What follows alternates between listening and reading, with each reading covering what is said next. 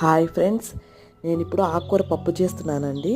నేను 4-5 కుండీలలో చెట్లు పెట్టుకొని ఉన్నానండి. దాంట్లో మొలిసిన కలుపు మొలకలండి ఇవన్నీ. చాలా బాగుందండి టేస్టు.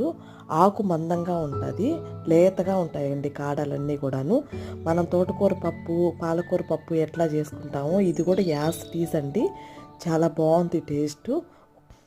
యాస్టీస్ ఈ విధంగా చేసి చూడండి, చాలా బాగుంది. కందిపప్పు కూడా వేసుకోవచ్చండి. పెసరపప్పు వద్దు అనుకునే వాళ్ళు కుక్కర్లో పెట్టి 3 విజిల్స్ రానిచ్చానండి. ఈ విధంగా బాగా మెత్తంగా పేస్ట్లా చేసుకున్న తర్వాత కల్లుప్పు వేసి బాగా ముద్దకొంతు బాగా మెత్తంగా చేసిన తర్వాత తిరగమాత పెట్టుకోవడమేనండి. సూపర్గా ఉంది. మీరు కూడా ఒకసారి ట్రై చేసి చూడండి. తిరగమాత వేసిన తర్వాత ఆనియన్, పెద్ద సైజు ఆనియన్ ఒకటి తీసుకున్నాను. Onion వేస్తేనేనండి taste.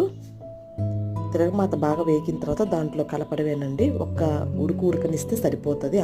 ఆకుకూర పప్పు రెడీ.